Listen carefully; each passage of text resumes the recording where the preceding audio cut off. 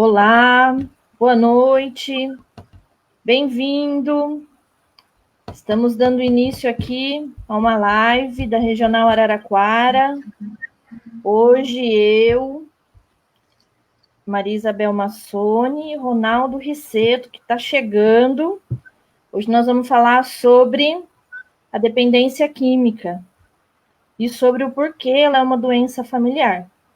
Temos aí alguns minutinhos até que ele chegue, então dá tempo de vocês compartilharem essa live, ajudarem a gente a divulgar um pouquinho mais. Boa noite, Bel. Boa noite, Érica. Como vai, querida? Tudo bem? Cada vez melhor. Cada vez melhor.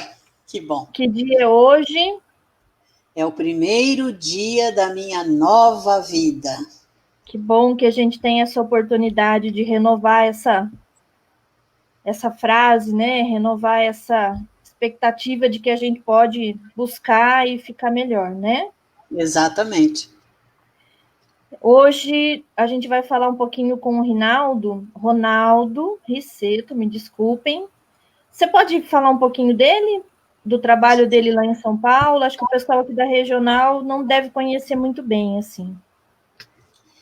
O Ronaldo, ele está no Amor Exigente faz tempo, ele é um grande conhecedor do nosso programa, faz muitas palestras, né? Participou da diretoria da FIAE, uns 2 anos, 3 anos atrás, e ele se envolve, hoje ele é coordenador de um grupo de Amor Exigente, e eu não lembro, acho que é Cidade Ademar, é um dos bairros lá de São Paulo, né? E ele é muito ele é muito ativo, sabe? Então, ele trabalhou também na prefeitura, na Secretaria de Direitos Humanos, fez um trabalho belíssimo lá, muito bom, inclusive levando a proposta do amor exigente, né? Trabalhou com os pais de dependentes químicos, lá do Cratode também, lá fez aquela passeata, mobilizou muita gente, passeata contra as drogas, que nós fizemos no Brasil inteiro no ano passado, e agora ele está como o coordenador geral do Brasil, do MAD, que é um movimento muito interessante, que veio dos Estados Unidos, né, que são mães, né, que se envolveram, que se reuniram para fazer uma prevenção ao álcool, né? Porque são mães que perderam os filhos em acidentes de carro. Então, ele está fazendo um trabalho muito bonito no Brasil com esse movimento, com esse órgão que ele fundou, né? Ele é o presidente. Depois ele pode falar mais um pouco sobre isso, mas eu acompanho as lives que ele faz, a proposta, desde o início ele me mostrou como que era a proposta, o objetivo geral. Ele é uma pessoa que trabalha sempre nessa área de melhorar a vida do outro, sabe? Além disso, ele é budista também, como eu. Então, a gente tem muitos pontos em comum. Gosto demais do Ronaldo Risseto, é um grande amigo. Um grande amigo. Muito bem. E fala muito bem sobre a família, na importância da família na dependência química. Exatamente. Olha E vai ser o tema de hoje. Aqui. Um beijo, Tiago. Olha o Tiago falando aqui. Tiago, Alessandra, Raquel, gosto muito do Tiago. Tininha, temos Regina, Eliana, muitas pessoas aqui, ó. Ó o recado do Ronaldo. Ele está chegando, gente. Estamos esperando, Ronaldo. Vamos fazer a nossa oração, então, enquanto ele chega? Faz aí. Faço. Nesse pequeno minuto de respiração, de calmaria, então a gente vai se colocar na presença do nosso ser superior, do poder superior. E colocar mais uma vez, né, essa nossa live e todas as pessoas que a gente vai chegar, que essa mensagem vai chegar hoje.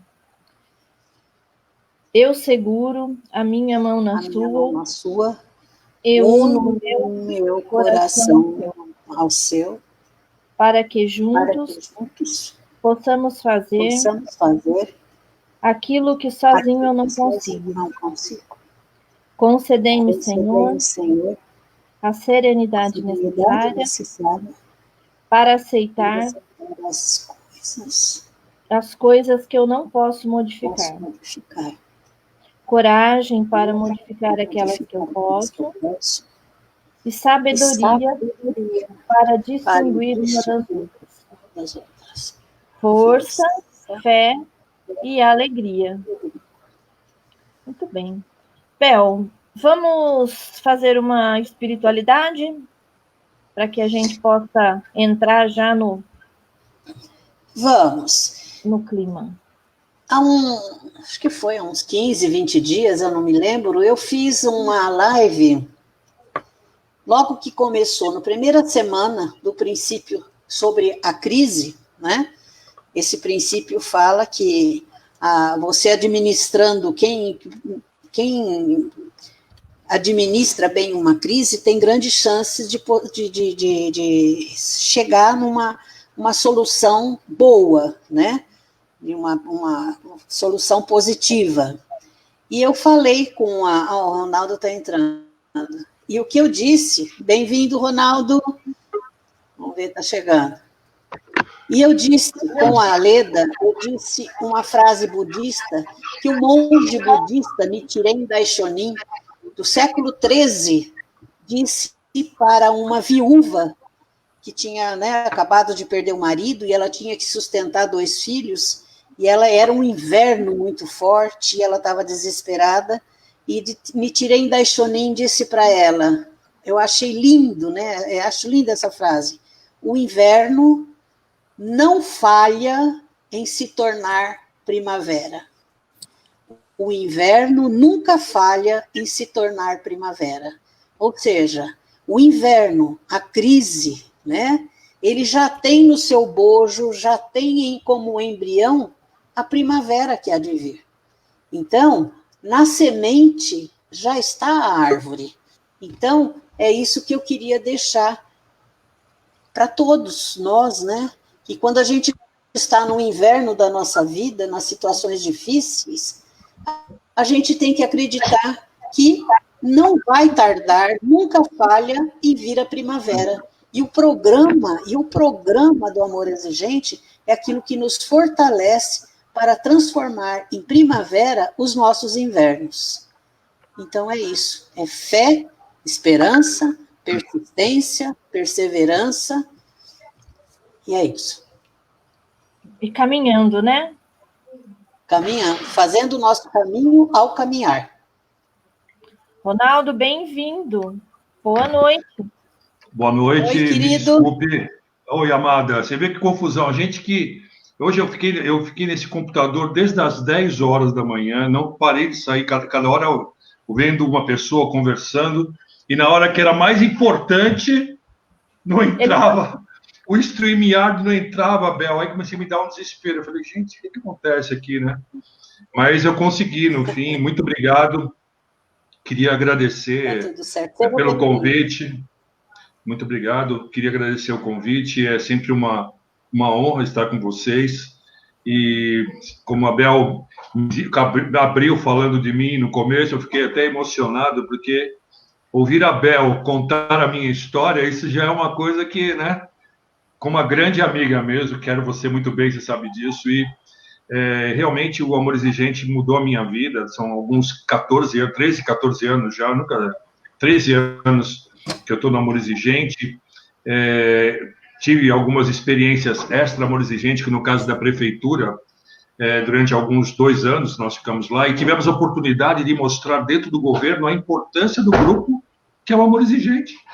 Né, e praticamos, Mães da Luz ali dentro, fez grupos de apoio que nem o Amor Exigente. Então, o Amor Exigente, ele faz exatamente isso que a Bel falou agora há pouco. Eu só completaria ainda mais. Considerando que a gente trabalha muitas vezes essa dificuldade que é a dependência química, essa doença, né?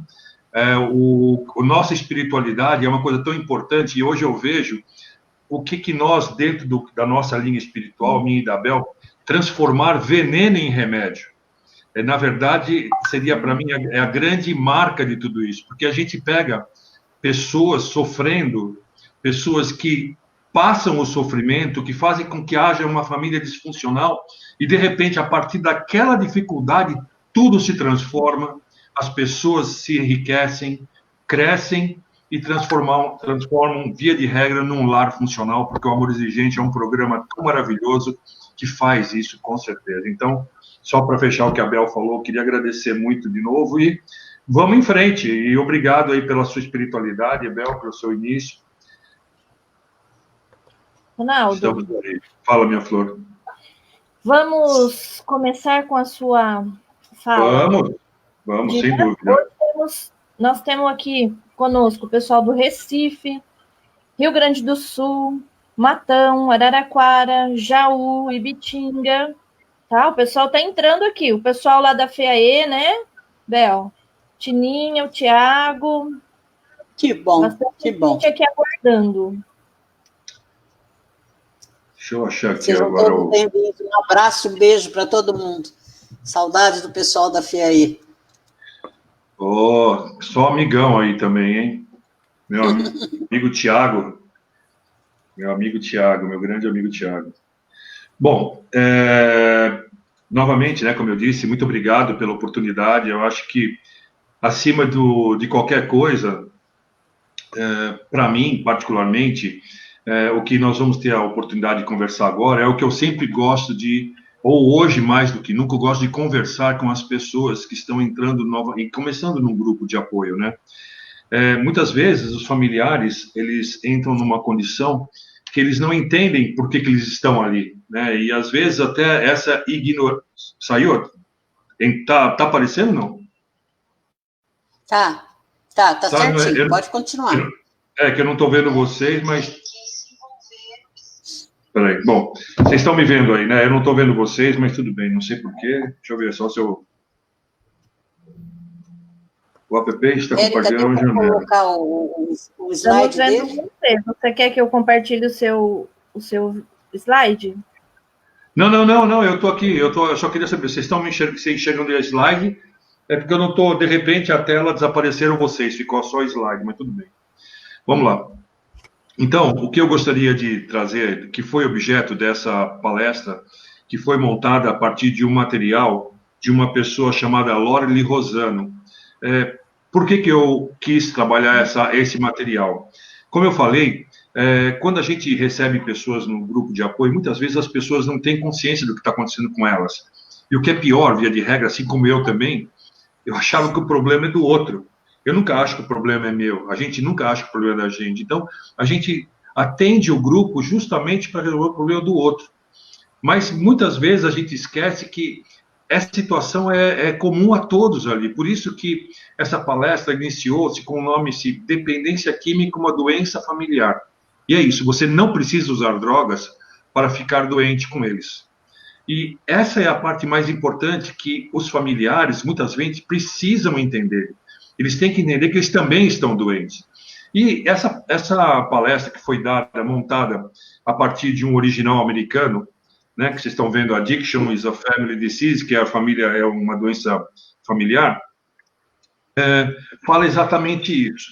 Por que a dependência química é chamada... Se vocês perceberem que eu estou falando e não está aparecendo nada, me avisa. Por que a dependência química... Você já está usando o slide, Ronaldo? Não está aparecendo slide? Não. Ué, o que vocês estavam me ouvindo até agora? Não tinha slide nenhum, então? Não. Érica, põe agora sim. Primeiro slide... Agora não sei. Não, mas isso aí eu estou confuso. Aqui aparece algum slide aí? Agora apareceu, o Ronaldo. Não. Tem slide aí agora ou não? Não. Érica, agora eu tô... mexe no teu microfone, Érica. Espera um pouquinho, Beca. Pronto, agora apareceu, Ronaldo. Agora apareceu. Põe o slide para mim. Eu estou vendo você pelo celular, Érica. Põe de novo. Põe o slide no celular também, amor.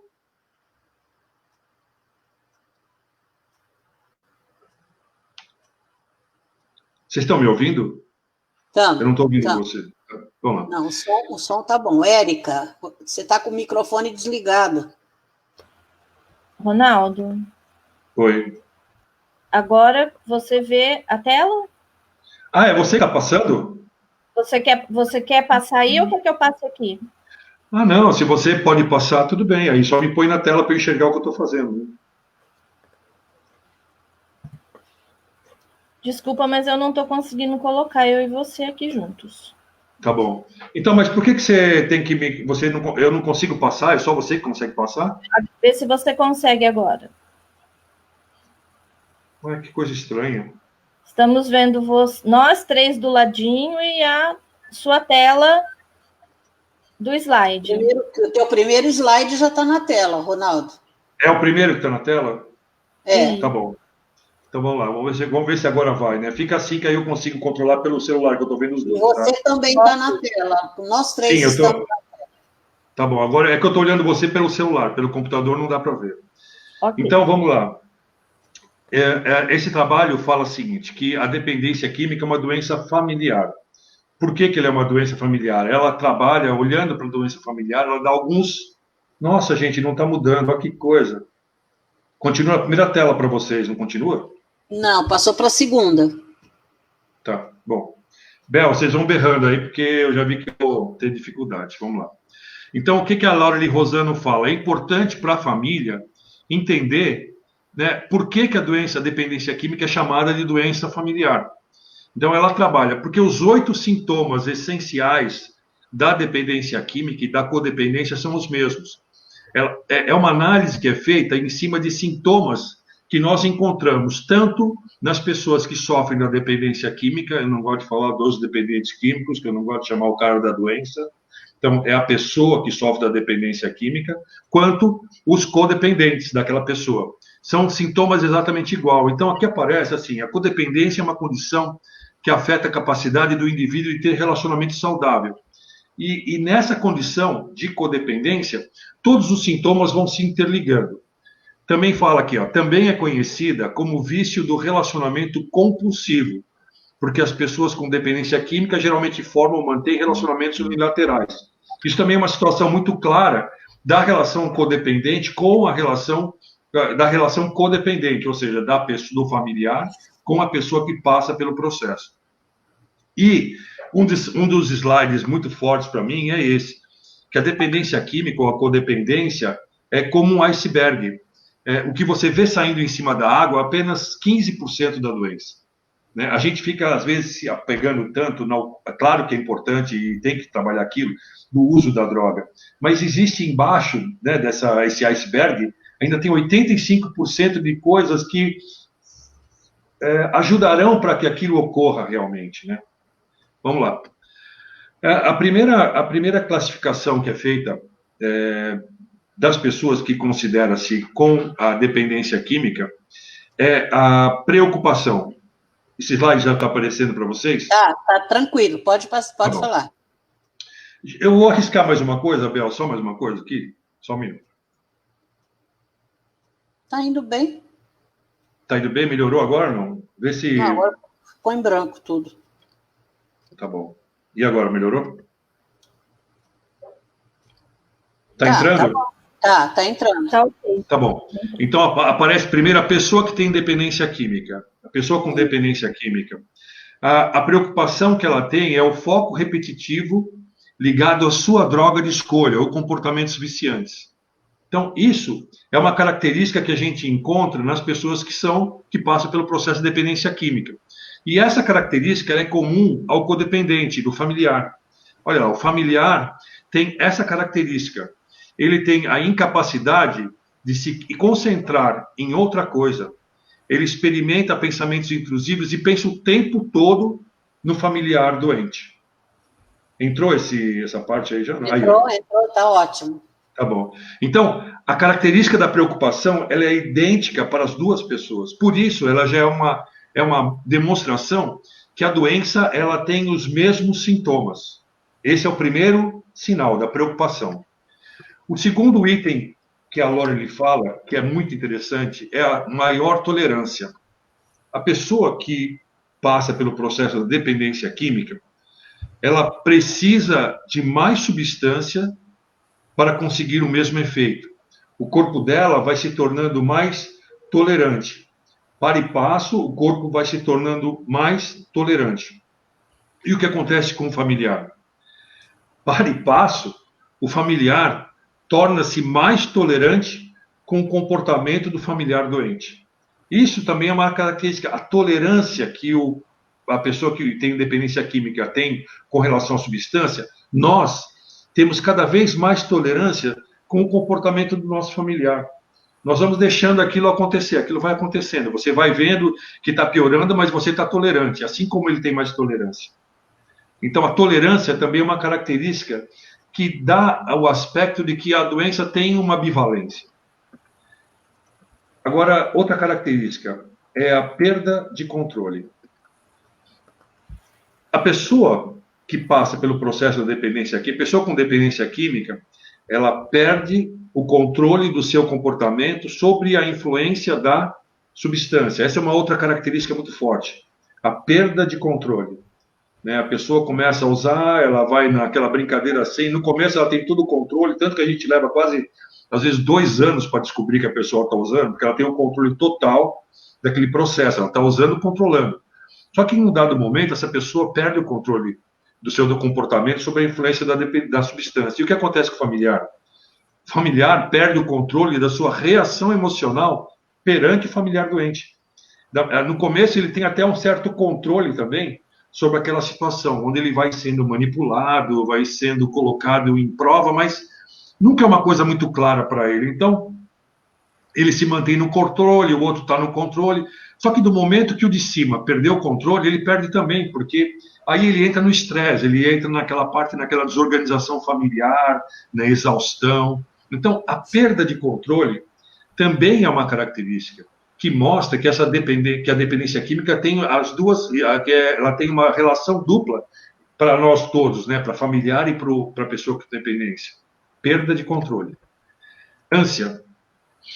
A ânsia também é uma característica muito colocada nesse levantamento que ela faz. Ela fala assim, que a pessoa com dependência química ela tem o desejo físico ou emocional de voltar a se envolver com a droga. Ele quer ficar na loucura o tempo todo. Então, isso é uma ânsia que ele tem, né? Que a gente tem até como compulsão isso, né? Ele quer de qualquer jeito que dá aquela loucura. E o familiar? O familiar também tem ânsia. É uma outra ânsia. Ele tem um desejo físico e emocional de controlar o cara o tempo todo. Então, a ligação da ânsia, da compulsão, que ele tem com relação à loucura de querer ficar, nós também temos, porque a gente está aqui naquela coisa, a gente quer controlar, é um desejo. Às vezes nem precisa, mas você está na busca de controlar aquilo lá.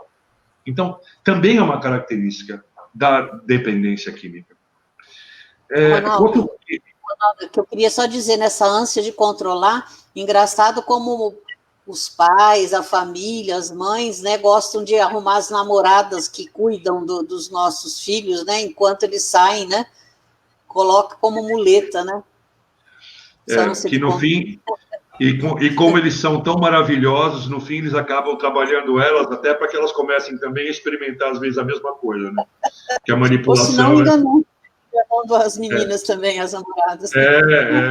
Não, isso não é nada. Mas é uma sensação que a gente acaba tendo da necessidade de controle, né? Como você está falando. Pode seguir, Ronaldo. Vamos lá. Outra coisa que aparece muito no estudo é o comportamento compulsivo, que é uma das características. E ela fala, a pessoa com dependência química, ela está orientada, ela é obcecada a se envolver em comportamentos de dependência química, da dependência repetidamente, né? Ela se envolve em comportamentos de dependência repetidamente. Então, o cara está o tempo todo buscando o uso. Um comportamento compulsivo. E ele se orienta para isso, tanto que ele planeja as coisas, né? Ele já sabe como ele vai usar, ele pensa, ele planeja, às vezes um mês, uma semana toda planejada nisso aí, né? Porque ele está o comportamento é compulsivo, ele se orienta pela obsessão. E o familiar? O familiar, ele também se orienta e se torna obsessivo a se envolver em comportamentos compulsivos, como consertar, bisbilhotar, resgatar. Aqui é engraçado porque, assim, a gente está sempre querendo entrar no quarto para procurar algum documento, alguma coisa que está lá dentro. A gente está sempre consertando o móvel daquele lugar que a pessoa está lá perto e está bisbilhotando, né? A gente fica compulsivo em mochila, né? Quantas mochilas eu mexi na minha vida também, e é uma coisa que torna compulsivo. Quer ver? Cheirando, né? A gente fica aquele... O cara chega, você nem dá bom dia, o cara já cheira o cara, né? É compulsivo isso. Outra característica, e aí sim, agora aquele tinha a tolerância, que é a queda na tolerância, que é interessantíssimo. A pessoa com dependência química, chega um momento que ela não consegue mais usar na medida que usava antes. E a partir disso, ela tem as consequências negativas do uso, né, mais rápidas, porque aí a gente vê isso, né? Ele vai usando, ele tem facilidade de controlar. Chega um momento que ele não tem mais controle nenhum, então ele não consegue mais usar a medida de que usava antes, e aí as consequências também daquele ato é maior, né? Aí a gente tem várias situações, overdose, violência doméstica e tantas outras coisas, né? Mas e o familiar? Menos propenso a permanecer em negação. Aí o cara perde a tolerância. O familiar é menos propenso a permanecer em negação, com chance de experimentar de imediato o fundo emocional. Aqui é o que eu chamo de... A pessoa está tolerando. Quando ela perde a tolerância, ela enfrenta ele entra imediatamente na exaustão. Então, é o que ele fala aqui, ele tem a chance daquele momento que ele não tem mais tolerância e deixa de negar, porque enquanto ele está negando, ele está tolerando, né? Aí chega a hora que o cara fala, não, eu cansei, não vou tolerar mais, não vou negar mais, e aí o cara entra na exaustão, o fundo emocional. Então, essa queda na tolerância acontece para os dois. Às vezes não ao mesmo tempo, né? Às vezes o familiar deixa de negar até antes disso, né? Mas via de regra é mais ou menos ali no mesmo estágio, né? Quando um estoura, o outro estoura junto. Bom, aqui é claro, né? Problema médico e físico, né? Aumento de problemas físicos, perda de peso, lesões frequentes, realmente, má higiene dental, propenso a infecções, são todos problemas médicos que acontecem com a pessoa que está no uso da droga, né? O dependente químico. Aí você fala, porra, mas e o familiar? Bom, com todo respeito, né? Tudo igual. Porque se você começar a ver as pessoas quando elas chegam no grupo de apoio, e eu lembro, não sei se é o Luiz ou acho que era o Neuber que falava, que as mulheres chegavam com o cabelo tricolor, né? As pessoas vão se entregando, é saúde, é hábitos saudáveis, porque a pessoa só está focada no familiar, experiências de insônia, hipertensão, eu particularmente lembro muito bem disso, de hipertensão, de insônia, né? Isolamento, né? Você começa a se isolar. Então, esses problemas médicos e físicos que acontecem com uma pessoa que usa dependência química são exatamente problemas que a gente encontra com o familiar. Então, pensando nisso, né, ela conseguiu considerar que esse também seria uma característica. E aí vem, talvez seja a última agora, que é a negação e ilusão, né? A pessoa com dependência química racionaliza, minimiza, culpa o outro, mentira, guarda segredos, é uma pessoa que vive isolado, memória eufórica. E aí é o final também, a memória eufórica dele é porque ele já está tão mal que ele lembra da primeira vez que ele usou e ficou no barato. Então, muitas vezes eles têm essa memória eufórica para entrar de novo, mas não experimentar a mesma situação, claro, né? Porque ele já está na exaustão do corpo. Mas e o pai e a mãe? É a mesma coisa. Racionaliza, minimiza, não é nada, ele ou culpa o outro, né? Fala, o problema é você, o problema é seu pai, que era assim, né? Guarda segredos, né? Então a família nunca sabe onde é que está o cara, é uma festa, ele não vem porque ele está viajando. E aí a pessoa também, a família se isola, e a memória eufórica aqui é legal, porque a família geralmente lembra de quando as coisas estavam bem, antes de lidar com essa situação atual. E vivendo nessa negação e ilusão que a família vive, ela não consegue nunca enfrentar o problema. esses parâmetros, eles são muito interessantes, porque mesmo que ela não tenha acertado, vamos dizer assim, em tudo, ela conseguiu dar uma fotografia muito clara para que a gente possa ter uma certa reflexão, né? E ela fala, não se desespere se você se encaixa nos 8 sintomas. E para ela, e eu acredito que isso é para nós agora, a autoconsciência é a chave para se recuperar da dependência e da codependência, no sentido de que um grupo, nós participamos de um grupo de apoio que permite que a gente tenha essa autoconsciência. Ele faz com que você reflita, né, exatamente em cima do que está acontecendo, para que você possa, sabendo, né, fazer a mudança. Aqui ele fala, você não pode mudar o que não sabe ou não reconhece. E é assim que a gente chega nos... A gente não sabe o que está acontecendo, não reconhece o que está acontecendo. Logo, a gente está desesperado, está sem conhecimento. Mas quando você entende o que está acontecendo, você pode tentar fazer a mudança e faz. E a única maneira que você pode falhar na recuperação é desistir de tentar, insistir. Isso aqui, de novo, né, naquilo que a Bel estava falando, e eu também entendo, a gente não pode nunca... A maior derrota do ser humano é quando ele deixa de tentar, quando ele desiste de continuar tentando. E o nosso presidente, Miguel Tortorelli, ele sempre fala, insista, resista, persista, mas não desista. E talvez seja isso que faz com que a maior parte das pessoas acabem na exaustão, procurando uma ajuda, né? Aqui está o slide que é muito legal, ó. Somente 15% da adicção é beber e usar droga. Embaixo tem toda uma estrutura de comportamentos que vão mexer ali em cima, que fazem com que o processo de adicção se torne presente. Ele é muito interessante. Mas, para nós, não tem problema, porque nós temos... Traduz aí, não, Ronaldo, traduz aí, volta no iceberg. Vamos lá. Obsessão mental. Vamos lá.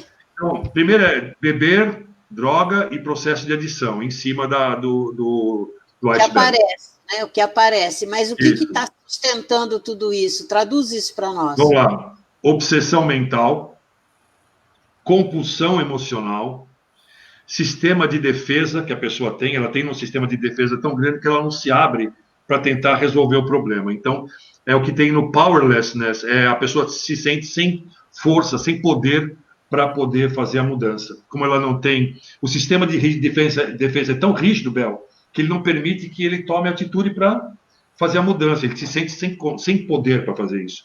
Outra coisa são as atitudes rígidas, negativas, né? O cara só fala coisa negativa, ele é o tempo todo lamentando, como a gente fala, lamentando apaga boa sorte. E aqui o cara, ele vive na atitude negativa. Outra coisa é na ilusão, ele está sempre na ilusão, uma hora vai melhorar, é o delusion, uma hora vai melhorar, vamos fazer tudo, vamos colocar nas mãos de alguém para melhorar, e ele não toma atitude.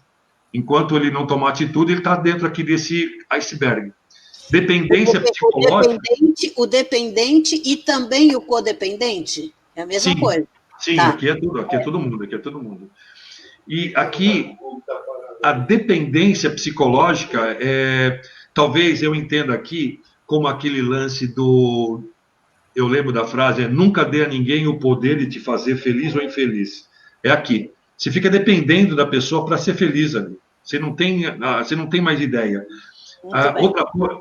Esse low self-image é aquela imagem negativa, a imagem ruim que você tem de você mesmo. Eu sou né? Eu não presto, eu não consigo, e tudo isso vai fazendo com que você fique cada vez pior, e claro, para a codependência e para a dependência química são pratos cheios. E no final são sintomas físicos, né? Que todos os dois acabam abraçando. Eu acho muito legal esse iceberg, porque ele mostra por que a gente vai para um grupo de apoio, né? Muitas vezes a gente não consegue mostrar para um familiar, né, qual a importância dele atender ao convite e conhecer um grupo de apoio. Na verdade, nada mais é que a oportunidade dele se conhecer ali. É aquela autoconsciência que ela fala, é a introspecção que a gente tanto conhece. E o Amor Exigente, como um grupo de apoio tão especial, né? Um grupo que entende a mensagem que deve ser dada, desculpe, com essas duas mãozinhas, né? Uma dando e uma outra recebendo, é essa compaixão que nós desenvolvemos de forma tão natural que permite que as pessoas consigam evoluir dentro desse processo dela de transformação. E uma das coisas que eu gosto sempre de mencionar nessa nosso logo é o fato de que o amor precisa ser maior que a exigência. Isso é muito importante, porque a gente vê muitas vezes situações onde os pais acabam sendo tão agressivos, né, tentando trabalhar num perfil de exigência tão grande, esquecendo que, acima de tudo, é o amor que tem que carrear tudo isso, né? E, para isso, nós temos duas pessoas tão maravilhosas, né? Essa foto, para mim, ela é muito significativa por causa da alegria dos dois. E é o que eu sempre encontrei nessas duas pessoas dentro do Amor Exigente. E o Padre Haroldo fala essa frase, né? O homem não pode atingir a Deus só com o intelecto. O uso correto dos sentidos, a intuição e o coração, porém, aprofundam-no nesta tarefa. Ou seja, a introspecção que o ser humano faz, o desenvolvimento da intuição e, principalmente, desenvolvendo o que a gente chama de o tesouro do coração, é que faz com que ele permita aprofundar na tarefa do seu autoconhecimento e, assim, atingir a Deus da forma como ele enxerga, né, desse poder superior. E a Dona Mara, obviamente, fala uma coisa que para mim também é muito importante, principalmente para nós familiares. Porque nós, quando chegamos no grupo de apoio, no Amor Exigente, a gente chega numa condição sem saber como tomar uma atitude, como tomar uma posição, como superar crises, como a gente está agora no mês da crise, né, no 8º mês, e ir à procura de cooperação para enfrentar desafios. Criar um ambiente saudável, um ambiente empático dentro da própria casa para conseguir fazer tudo isso.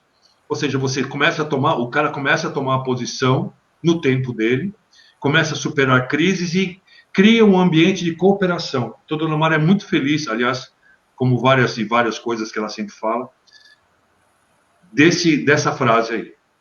Obviamente, aí nós temos esse espetáculo, né, que são os nossos princípios básicos e éticos, e que eu sempre comento com as pessoas, por que o Amor Exigente é tão especial? Porque ele trata no comportamento, ele não está preocupado com droga. Tanto que a gente não tem nenhum dos princípios menciona a palavra droga, mas sim o comportamento de cada um de nós, né? Trabalhando em cada comportamento, colocando dentro da vida da gente cada comportamento, nós conseguimos buscar essa introspecção que vai permitir que a gente consiga ficar cada vez melhor. Uma outra coisa que foi sempre para mim muito importante, e isso a gente deve, obviamente, aos nossos líderes, tanto do Padre Haroldo como da Dona Mara, é o trabalho da espiritualidade. E eu, como todos vocês já experimentaram, né, conhecem comunidades e tal, a gente sempre ouve isso. A espiritualidade, ela, além de ser um grande fator de proteção, nas comunidades, nas clínicas, ela é um fator até inspirador para o cara porque ele está em busca da conexão, né, fazendo todo esse trabalho da introspecção. E a espiritualidade é uma das coisas mais importantes para que ele possa atingir esse contato com o eu superior dele através do eu inferior dele, né? Tem que ser um contato coração a coração nesse sentido. E como não poderia fechar, né? Nosso programa tem várias características, fora o sigilo, obviamente, que não foi mencionado, mas talvez aqui seja o grande finale, né? Porque não teria como significado que a gente ficasse estudando mensalmente cada princípio, se para cada um deles, talvez a gente não criasse metas, né? Não criasse metas de transformação honesta de comportamento, né? E eu acho que isso fecha esse programa justamente porque ele não é um programa de falação, né? A gente sempre ouve as pessoas, nossos líderes falarem, o Amor Exigente não é um programa de falação, ele é um programa de ação. Logo, ele precisa ter muito claro a condição de criar metas, onde você tem o objetivo maior, que é a descrição daquilo que você pretende alcançar, e a meta como os quânticos de cada momento para atingir isso. Eu acho interessante aqui também fazer uma menção que quando eu cheguei no Amor Exigente, obviamente, o meu objetivo era que ele fizesse alguma coisa, né? Ele tem que fazer isso, ele tem que fazer aquilo. E eu não tinha entendido que era um objetivo meu. Então, isso também vai sendo trazido para nós. Então, o objetivo que a gente pode ter em relação a alguma pessoa tem que partir da gente, porque nada muda se eu não mudar. E eu acredito hoje, mais do que nunca, que a transformação de uma única pessoa pode fazer uma mudança geral, porque ela vai vibrar, ela vai migrar toda essa mudança dela a partir do reconhecimento até da própria família. Por isso que a gente, muitas vezes, os familiares falam assim, eu estou indo, mas meu marido não quer vir, não sei quem mais não quer vir, não faz mal. Você deve continuar sempre. Se a tua meta, se o teu objetivo está muito claro para você, você deve continuar, porque a partir da tua mudança, as coisas vão ser refletidas dentro da sua família. Isso é uma coisa que acontece efetivamente. Então, eu só posso, como eu disse, externar minha gratidão enorme para vocês, por me dar a chance de mostrar para vocês o que eu acredito ser realmente uma coisa importante e que as famílias devem reconhecer, né? Que a dependência química é uma doença familiar. E só quando a gente absorve isso, ou seja, só quando a gente descobre que a gente está doente, é que a gente vai procurar ajuda, vai procurar um remédio. O remédio aí é o Amor Exigente, mais específico, no mês de agosto, o nosso remédio chama Defiforex. Então também é importante lembrar que esse é um dos melhores antibióticos disponíveis pelo Amor Exigente. E era isso, pessoal. Era o que eu tinha para apresentar para vocês.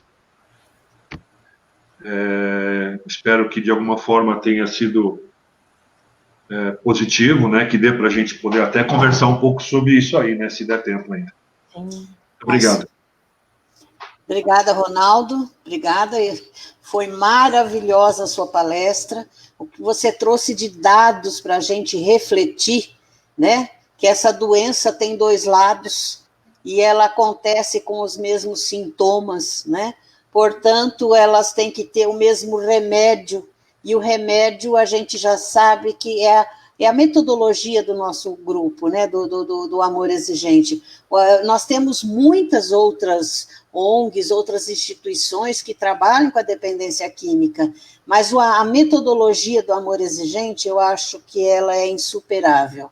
É a metodologia, o conteúdo é maravilhoso com os princípios, obviamente, mas a metodologia de acompanhar o processo de mudança, de saída debaixo do iceberg, né? De aflorar tudo isso, lidar com isso daí. Quando você tira os 85%, o iceberg, ele, no mínimo, ele afunda, ele derrete, né? É transformar não só o dependente, como o químico, né? A pessoa que está doente, como a família doente também.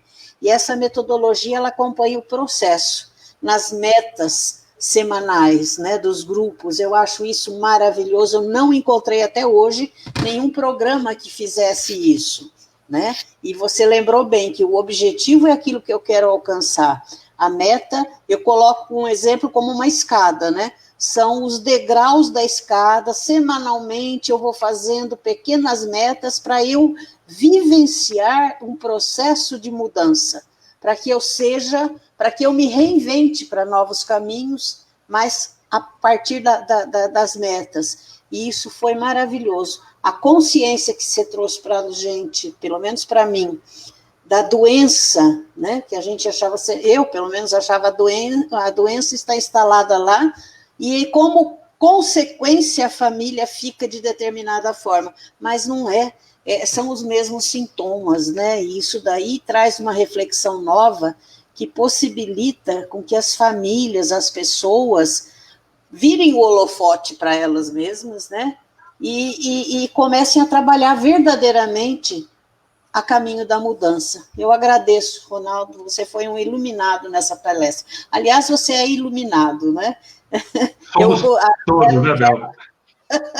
Quero agradecer também você pelo programa também, a sua live das terças-feiras. Você não quer falar? Eu gosto muito da tua fala. Isso é muito interessante, né?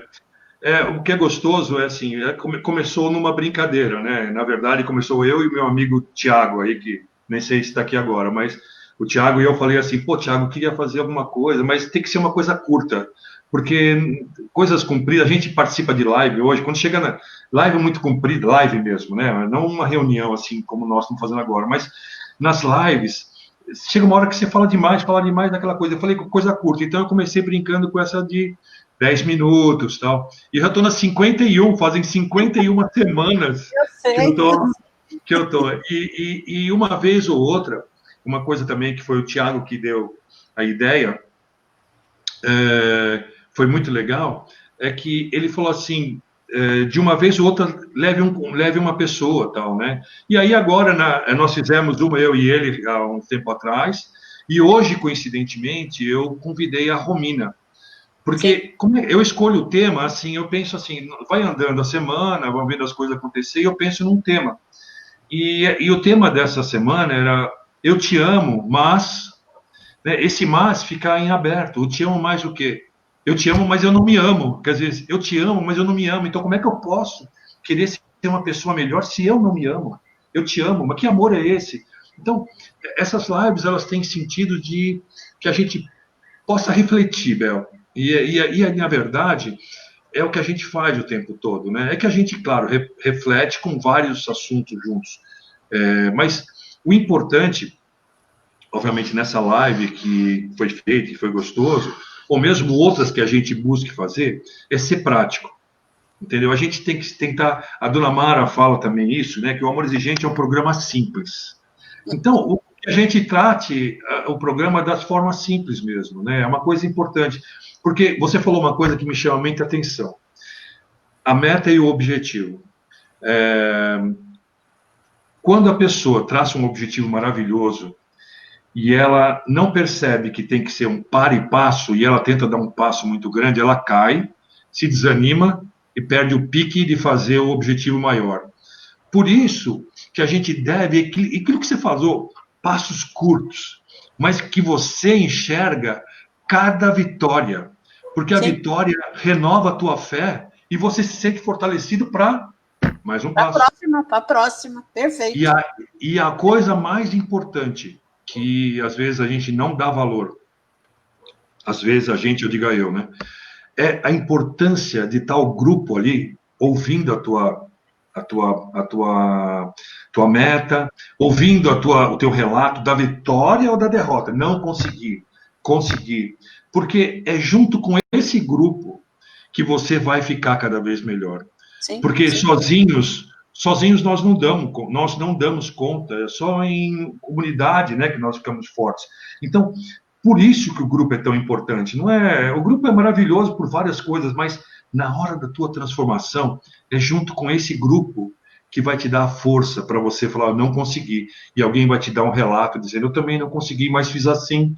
E a coisa vai andando. E para e passo, você vai subindo e com certeza, todos nós conseguimos fazer essa revolução humana na nossa vida.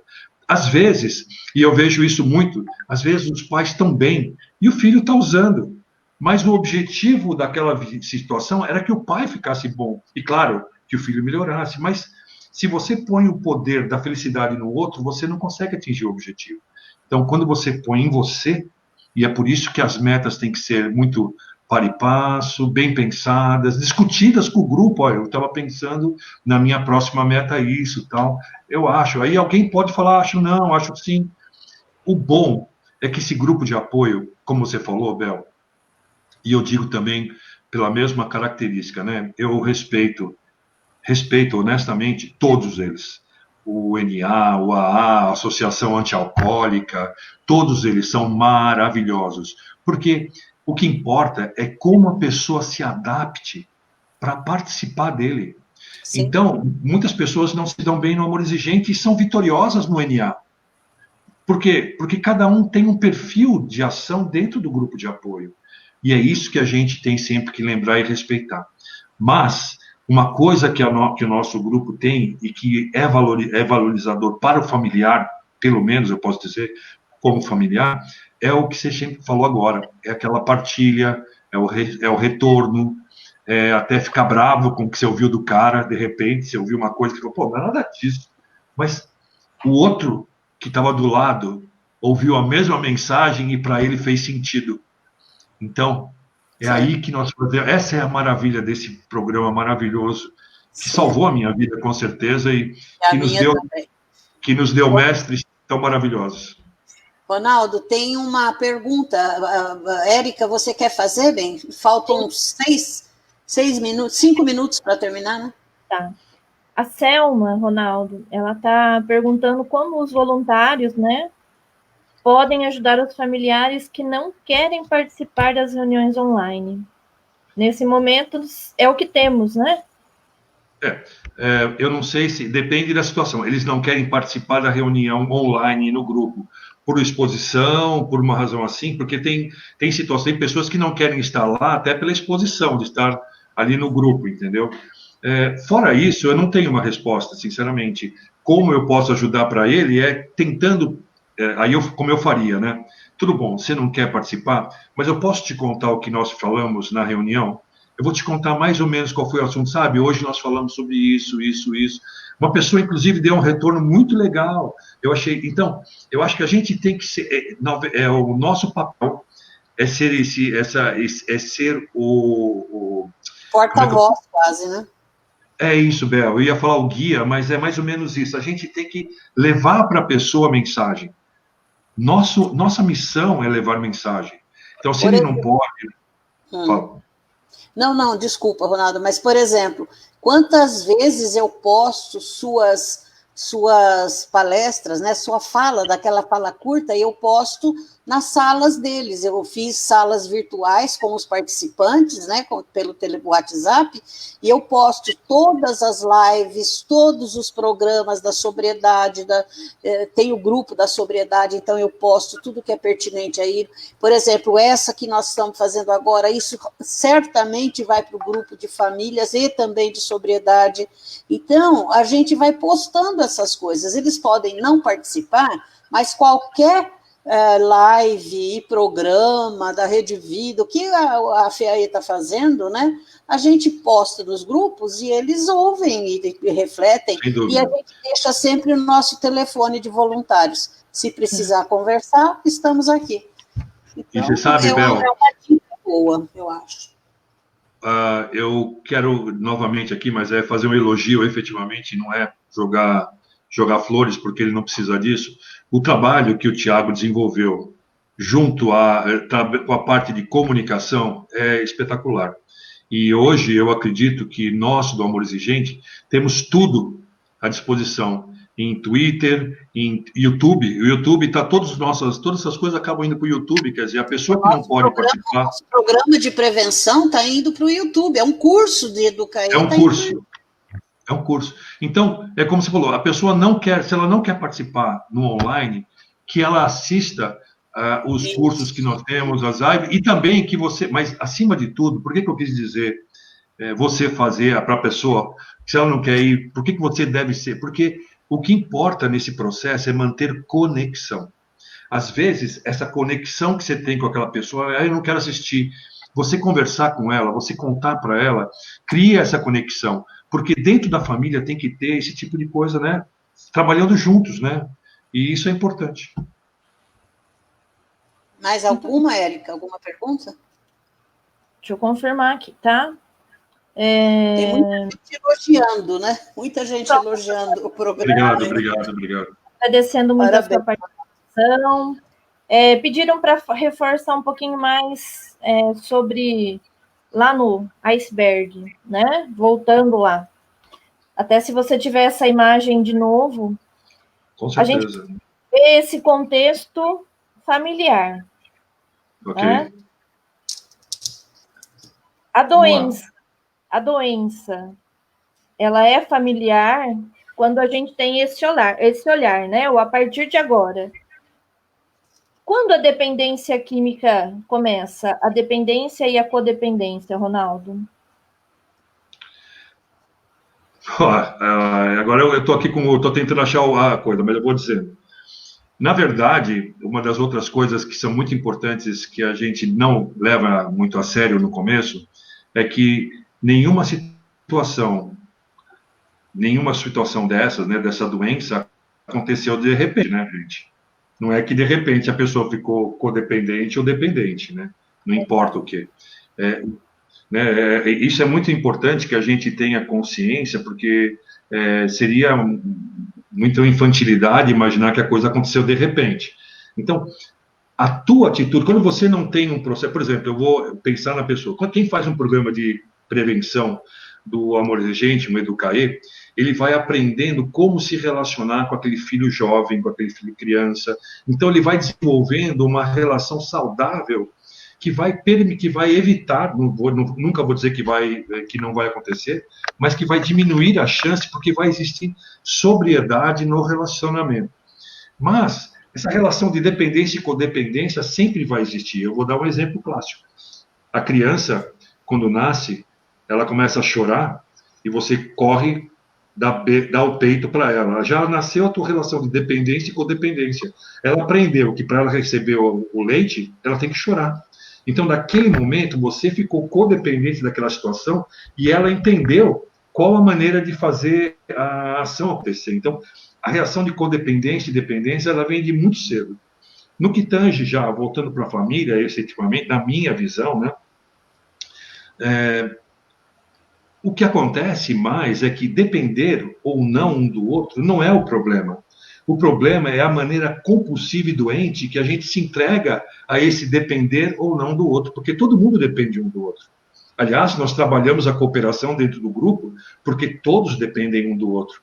Mas a maneira que a gente acaba se entregando para depender é que é o problema. Então, você se torna um codependente, no sentido que nós estamos falando, quando você começa a viver a vida do outro. Quando a pessoa passa a ser a responsável pelas suas atitudes. Quando você já não tem mais direito seu a nada, você vive em função daquela outra pessoa. Então, quando começa, caso a caso, eu acho que cada um vai ter. Eu não sei se eu respondi, Érica, ou Maria, ou Bel. Respondeu, sim. Respondeu. Sim. Como que está o horário, Érica? E agora não... É com você. Tá bom. Hã? Bom, você está vendo a imagem do iceberg? Não voltou. Não voltou? Não, ó, a tela está... Peraí, acho que agora vai. Que coisa. Está girando lá o negocinho ali. Está carregando só, Ronaldo. Tá. Qual era a pergunta mesmo da pessoa, então? A Érica fala está carregando, eu falo está girando o negocinho. Está girando o negocinho lá. Olha só, está demorando. Então assim, ó, ficou muito... Chamou bastante atenção, né, de todo mundo que participou, a imagem, né, do que é que está por trás da dependência e da codependência. Então, assim, para a gente fechar, que dicas, que indicações, né, o que teríamos para melhorar a nossa família, né? Para quem ainda não tem instalado essa questão codependência, o que a gente pode melhorar? Mas entrou a imagem do... Ainda não. Não. Que loucura, hein? Está descongelando, pode deixar. É preferível você responder e terminar. Claro. Então vamos lá. Não, mas o que a pessoa queria saber? Reforçar isso?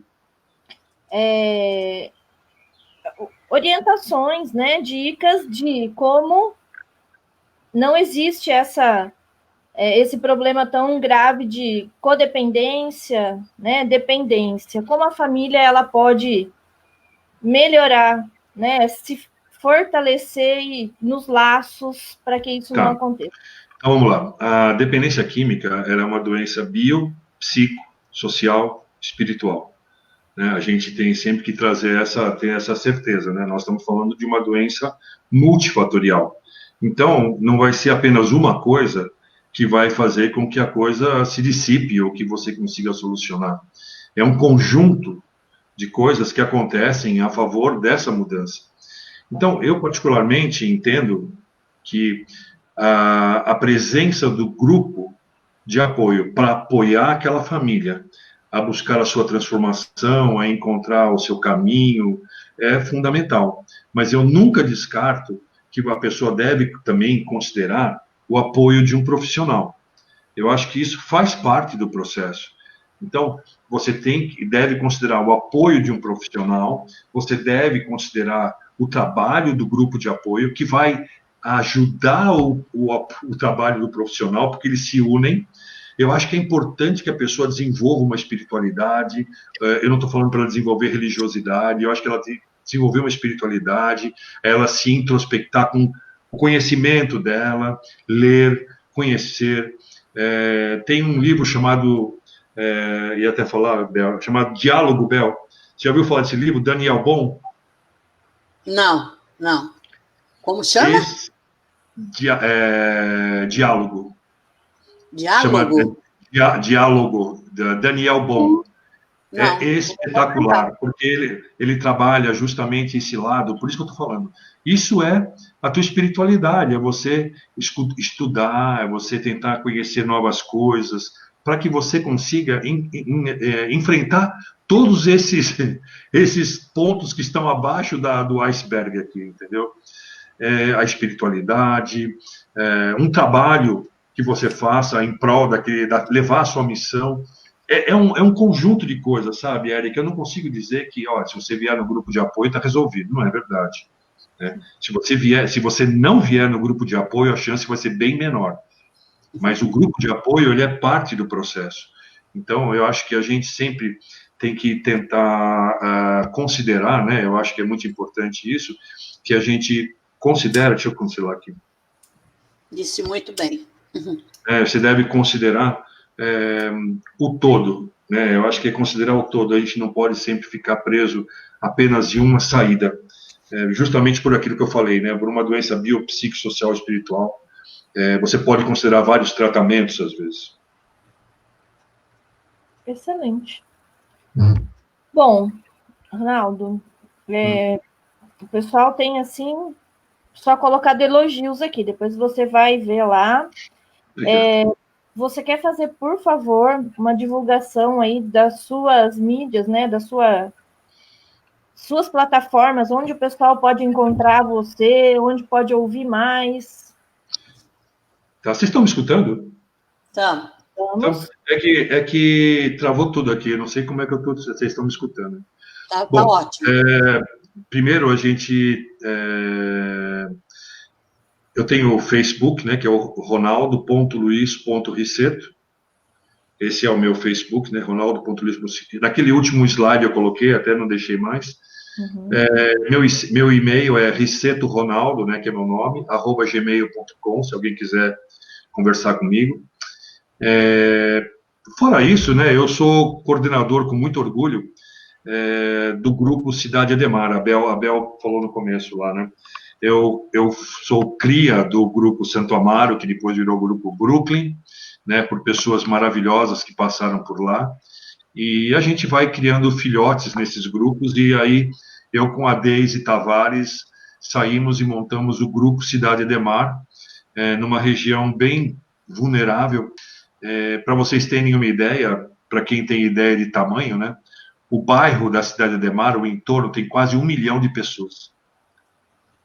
É uma coisa assim, um bairro, né, de São Paulo, naquela região lá, tem quase 1 milhão de pessoas. E é um bairro extremamente vulnerável, com problemas sérios. Então, nós paramos o nosso grupo lá e estamos aí com um trabalho ainda para e passo, mas com bastante frutos. E é isso. Qualquer coisa, e se precisar de alguma coisa, Também, Ronaldo. Procura a Bel aí. Hã? Qualquer coisa também pergunta para a Bel, que ela sabe tudo. Tá bom. Bom, pessoal, então, por hoje, né? Excelente conteúdo, muito esclarecimento. Espero que a gente tenha outras oportunidades de estar conversando, né? Que você possa estar em outra oportunidade trazendo um outro tema para a gente. Bel, o convite fica com você, tá? A hora que você puder, você convida Depois ele. a gente conversa um novo tema para trazer o Ronaldo. É sempre muito bom. Muito obrigada por tudo, Ronaldo. Imagina, eu só tenho a agradecer, Bel, Érica, uma ótima semana, obrigado. E a Maria Lúcia Gil, manda um beijo para ela também, pelo convite, ela me ligou e ela está no meu coração. Milton, um beijo também, e vamos que vamos. Bel, Érica, um beijo no coração de vocês. Obrigada, Ronaldo. Um beijo, Lúcia, um beijo, Milton. Beijo, pessoal de Araraquara. Isso, obrigado, pessoal, por ter assistido a gente aí, por ter me aturado, mas foi com muito amor aqui, ó. Obrigada. Abraço virtual. Obrigada, Bel. Obrigada, Ronaldo. Obrigada, Érica. Um beijo. Tchau, pessoal. Tchau.